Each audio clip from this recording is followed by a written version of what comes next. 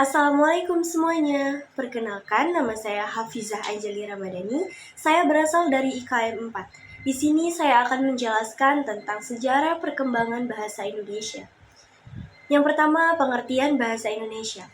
Bahasa Indonesia adalah bahasa resmi dan bahasa nasional masyarakat Indonesia yang digunakan untuk keperluan komunikasi dan interaksi dengan orang lain. Adapun sejarah perkembangan Indonesia, bahasa Indonesia memiliki sejarah yang panjang dan terkait erat dengan bahasa Melayu. Bahasa Melayu sendiri telah ada sejak abad ke-7 dan digunakan sebagai lingua franca atau bahasa penghubung di Nusantara. Bukti penggunaannya dapat ditemukan pada prasasti seperti Prasasti Talangtuo di Palembang. Selama proses penyebarannya, bahasa Melayu menyerap kosakata dari berbagai bahasa. Yang pertama seperti bahasa Sanskerta, yang kedua bahasa Persia, yang ketiga bahasa Arab, dan terakhir bahasa Eropa. Ini membuat bahasa Melayu berkembang dengan variasi dan dialek yang berbeda di berbagai wilayah Nusantara. Permulaan bahasa Indonesia. Yang pertama, bahasa Melayu kuno muncul di Semenanjung Malaya dan Sumatera pada abad ke-7. Yang kedua, pengaruh Hindu-Buddha.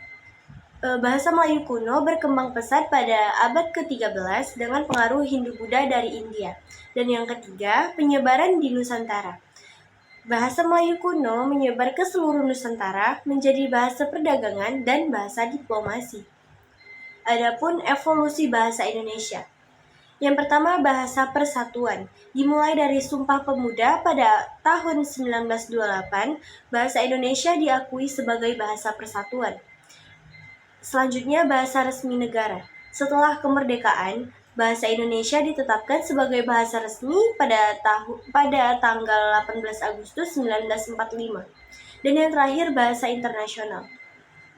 Pada tahun 2018, bahasa Indonesia dipromosikan sebagai bahasa internasional melalui Kongres Internasional 9 pada Indonesia di Jakarta. Selanjutnya, mengubah namanya menjadi Bahasa Indonesia.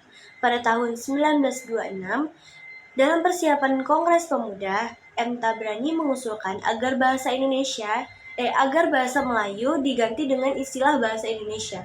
Ide ini akhirnya disetujui pada Kongres Pemuda kedua pada tanggal 27 sampai 28 Oktober 1928. Selanjutnya, perkembangan bahasa Indonesia di era digital. Perkembangan bahasa Indonesia di era digital menunjukkan transformasi yang signifikan akibat kemajuan informasi dan teknologi. Tantangan yang dihadapi termasuk penggunaan singkatan dan gaya bahasa santai di media sosial yang dapat mengurangi kemampuan berkomunikasi formal. Selain itu, pengaruh bahasa asing semakin kuat memicu kebutuhan adaptasi dalam kosakata. Namun, peluang juga muncul,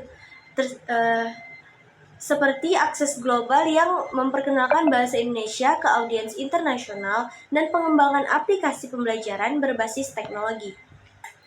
Adapun fungsi bahasa Indonesia, yang pertama menjadi lambang kebanggaan kebangsaan, yang kedua mencerminkan nilai-nilai sosial budaya, yang ketiga alat penghubung, dan yang terakhir pemersatu suku dan bangsa.